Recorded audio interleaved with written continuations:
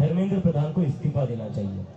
तो यहाँ पर जो कॉकरोच जनता पार्टी का प्रोटेस्ट है जंतर मंतर पर, वो तब तक पीछे नहीं हटेगा जब तक धर्मेंद्र प्रधान इस्तीफा नहीं देते।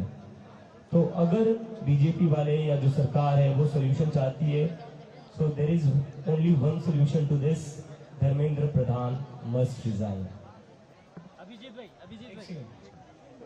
आज हमने पूरे देश भर में, हर जिले में, हर गांव में, हर शहर में शांतिपूर्वक प्रदर्शन का आह्वान किया है। कल हम लोगों ने लिस्ट भी शेयर की थी। लगभग 150 से ज्यादा शहरों में, जिलों में ऑलरेडी प्रदर्शन चल रहे हैं और जिस तरह के हमें मैसेजेस सुबह से आना शुरू हुए हैं, आज देश के हर जिले में प्रदर्शन होने जा रहे हैं। हम कॉकरोच जनता पार्टी के तमाम समर्थकों का बहुत धन्यवाद करते हैं। शांतिपूर्वक अपनी बात बनाए रखें। हमें सरकार पे लगातार दबाव बनाना है और तब तक पीछे नहीं हटना है जब तक धर्मेंद्र प्रधान जी इस्तीफा नहीं दे देते।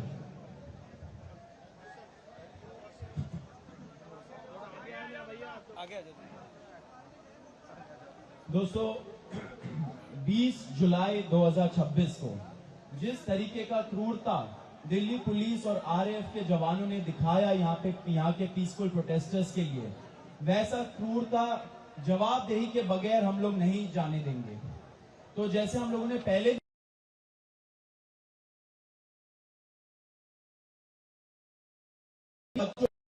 किया, सर फोड़ा, हाथ तोड़े, पैर तोड़े, थप्पड़ मारा, छोटी बच्चियों का, लड़कियों का मोलेस्टेशन किया, सेक्सुअल असॉल्ट किया, वो एक एक पुलिस ऑफिसर को हम लोगों ने चेतावनी दी है कि हम लोग चुप नहीं बैठेंगे, सब याद रखा जाएगा एंड हम लोग भूलेंगे नहीं कि क्या हुआ उन लोगों के साथ। एंड इसी वजह से हम लोग एक वेबसाइट लॉन्च कर रहे हैं।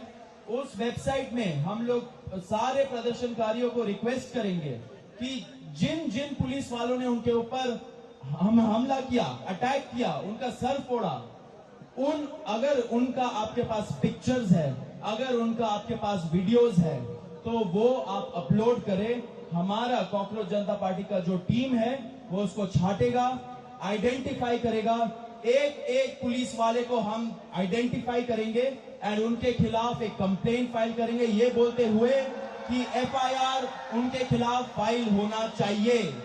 अगर दिल्ली पुलिस एफआईआर नहीं फाइल करती है ऐसे दहशतगर्दों के खिलाफ, तो हम लोग कोर्ट भी जाएंगे।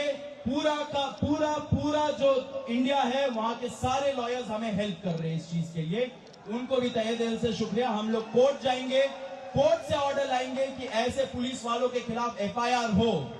एंड आप ये मत सोचे कि एफआईआर हो गया एंड हम लोग भूल जाएंगे। ये लिस्ट बनेगा। ऐसे पुलिस वाले नहीं है, ये लॉ एंड ऑर्डर मेंटेन के लिए नहीं है, ये हमारे सेफ्टी सिक्योरिटी का ध्यान रखने के लिए नहीं है, ये गुंडे हैं। जब टाइम आएगा हम लोग इंश्योर करेंगे कि वो एक एक पुलिस वाला जेल जाएगा, जेल के सलाखों के पीछे जाएगा। पुलिस अकाउंटेबिलिटी तय होगा और बहुत जल्दी ये टाइम आ रहा है, ये हमारा वचन है सब लोगों को। मेरा एक सवाल है अभिजीत जी, ये एक मिनट आप क्वेश्चंस पूछ लेना। एक और चीज हो रहा है पूरे दिल्ली में, रत्ना जो हमारी पॉइंट ऑफ कांटेक्ट है लीगल की, वो पुलिस का जो पार्ट है वो खत्म करेगी। रत्ना आप बताइए कि पूरे दिल्ली में क्या हो रहा है।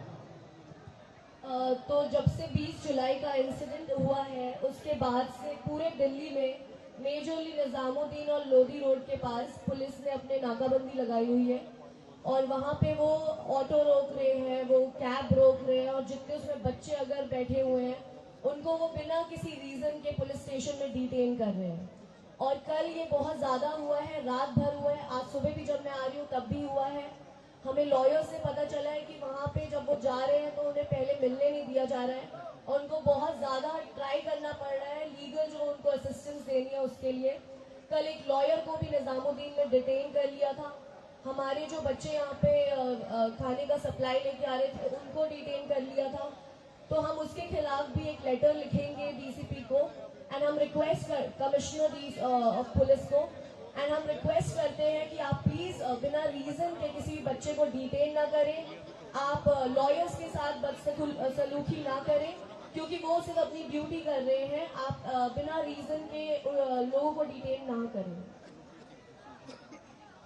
And I would also request advocates association in Delhi कि वो आगे आए और जो भी बच्चे डिटेन हो रहे हैं उनकी हेल्प करें। दोस्तों एक मिनट, खत्म नहीं हुआ, आप पूछ लेना जितने क्वेश्चंस पूछ रहे हैं। हम लोग कभी प्रश्नों से नहीं डरे हैं, सारे प्रश्न लिए हैं हम लोगों ने। एक और चीज हो रहा है, जैसे आप सभी को पता है 12:30 बजे कॉकरोच जनता पार्टी का जो डेलीगेशन है, मैं और आशुतोष रांका, हमें बुलाया गया है सरकार से बातचीत करने के लिए।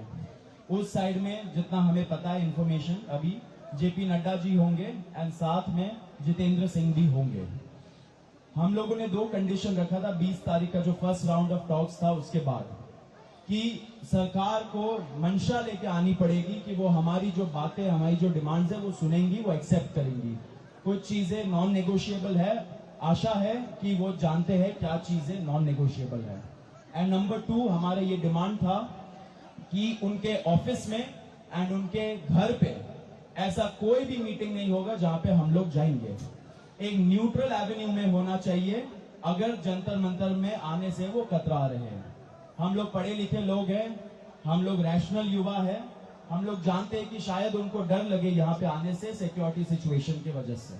ठीक है, कोई बात नहीं, हमने बोला कि एक न्यूट्रल एवेन्यू जैसे कॉन्स्टिट्यूशन क्लब ऑफ इंडिया में ये मीटिंग हो सकती है। 2 दिन उन्होंने इस चीज को सोचने के लिए लिया, अपने ईगो पे शायद उन्होंने लिया होगा।